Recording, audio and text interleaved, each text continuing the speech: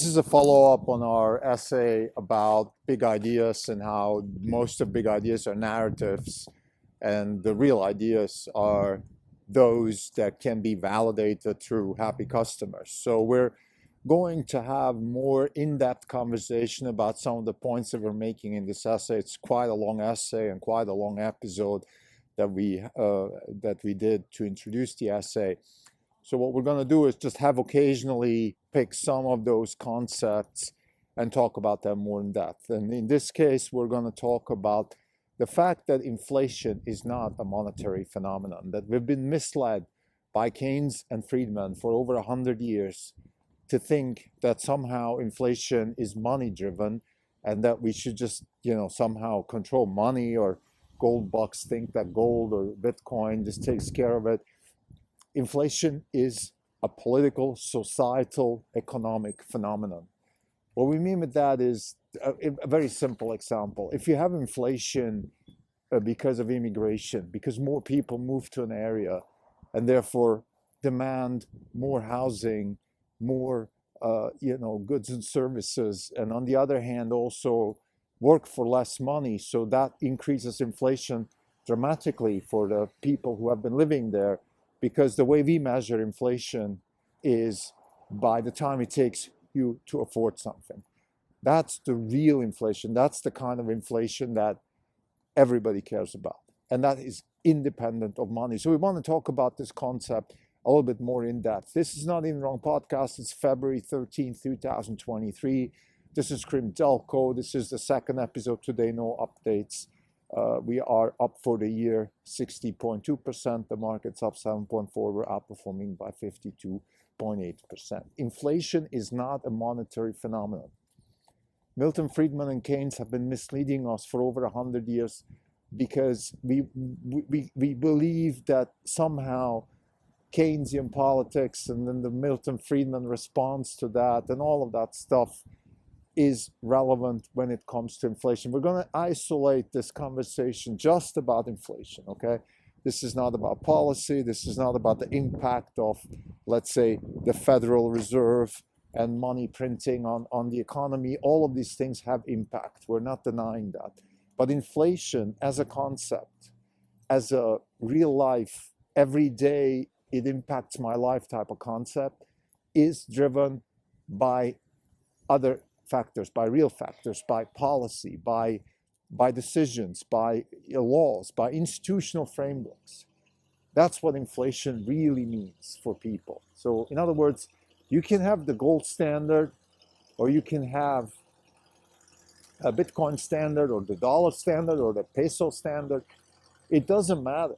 You will always have inflation if you don't take care of the politics. Now, why is that important? For us investors, this isn't a hedge fund podcast. Orange Capital Partners is a hedge fund, and Orange Capital Partners aims to proliferate their ideas about how to run a hedge fund, or what it feels like to run a hedge fund, to be more precise, through this Not Even Wrong podcast. This is obviously no investment advice. We've said that many times before. Please do your own work. The purpose of this particular podcast is really just to give people a sense of what it feels like. And I think you need to understand inflation for several reasons. One is for your own sake, but also when it comes to investing, because it's tricky. Like, for example, buying Bitcoin is not protecting you from inflation. Bitcoin is a hedge against the dollar, potentially, right? So it means that the depreciation of the dollar relative to goods and services could be mitigated by buying Bitcoin. That's true.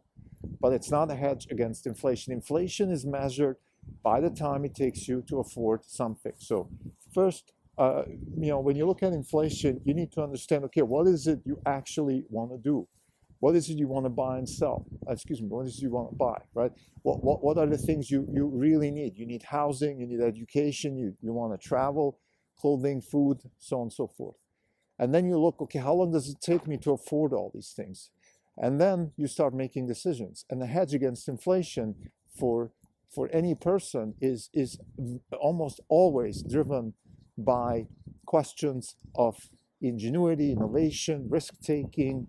Should I go to university, or should I work? Should I take this more risky subject, or maybe something more stable like accounting?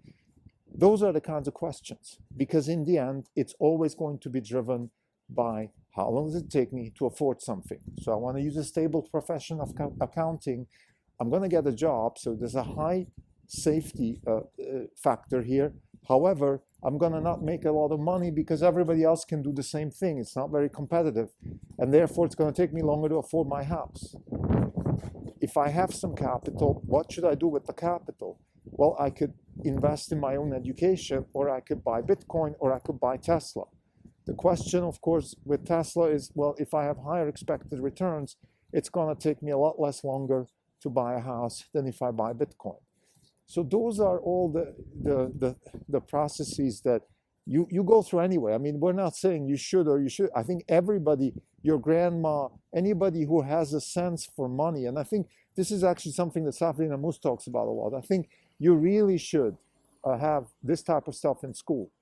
I think people should learn about these things in school, and it's appalling that our society that we live in, our Western society in particular, but I think it's almost across the world, is not teaching our kids this type of stuff, because it's so important. It's important to understand that inflation is driven by political and infrastructure and institutional frameworks. And I used the example in the prelude of immigration. It's a very good example. Immigration creates inflation no matter what. That's why almost everywhere in the world immigration is frowned upon. It has nothing to do with we don't want to mingle with species and other types of people. Actually, we want to. I mean, natural selection makes us a lot more competitive if we mingle with other species. That's not the point. The problem with immigration is it creates inflation on two fronts. One is it increases demand for products and services and goods and all that stuff.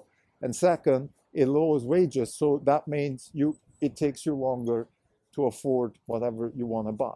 So how can we mitigate that?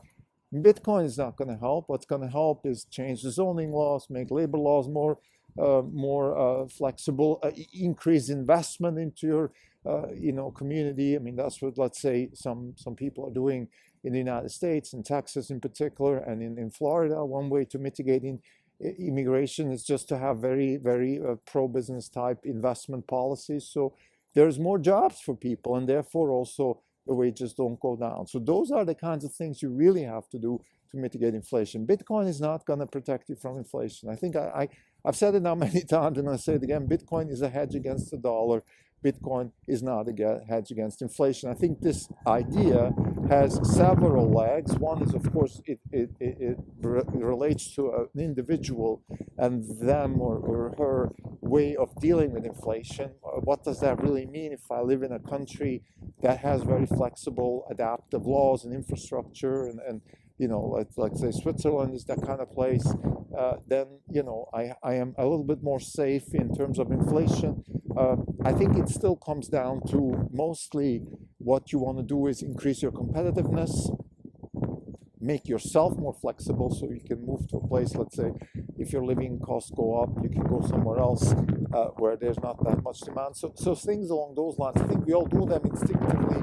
And like many things along those lines, it would be helpful just to have a better understanding so we can also plan more thoroughly about how to mitigate inflation. Buying Bitcoin is not going to do it. Now, on that note, I mean, since we're an investment firm, so what's the purpose of investing? Well, the purpose of investing can be to offset inflation. That is one way to allocate resources, is to invest, right? Because when it comes to the mitigation problem of inflation, it's all about how do we allocate resources, and the main resource is time. Now, capital is just time stored, okay? It's like stored time. It's something that I spent before, either through ingenuity or time or both. I created some capital, and now I can invest it. And where do I invest it? So now the question is, in order to mitigate inflation, how do I invest it? And that's where I think a lot of Bitcoiners, they have it right and wrong at the same time. Look, Bitcoin is definitely a good investment if all you do is have cash in the bank, dollar cash or Lebanese pound cash. Yes, but that's not the whole story. A thorough investment analysis doesn't just look at cash. It looks at all possible investments and then optimizes for best return. And you might say, look, I'm okay with Bitcoin because it's safe, I'd rather buy Bitcoin than Tesla. But then you really have to understand the concept of safe. And that's not so clear to us. So I think we want to stop here. We don't want to go into, is Bitcoin a good hedge against, let's say the dollar, and what are the risks of Bitcoin, and so on and so forth. We just want to point out that Bitcoin is a hedge against the dollar, not against inflation, and that the way you mitigate inflation is by allocating resources, either as an individual or as a society, towards factors that mitigate inflation. And the factors that mitigate inflation are always institutional, political, societal, like we said, zoning laws, labor laws, investment laws. Those are the kinds of things that actually drive inflation, and they're mitigatable. Inflation is curable. It's not something that just comes upon us. It's not something that is, it's like a pandemic or something. It is. It happens because we make political mistakes, and mistakes happen.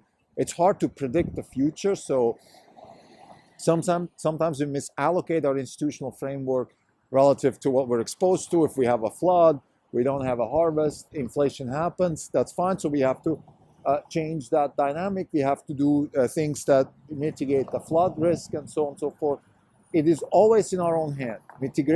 Inflation is curable. We're not, and it's also not something that controls. That's very important. It is part of the equation, certainly.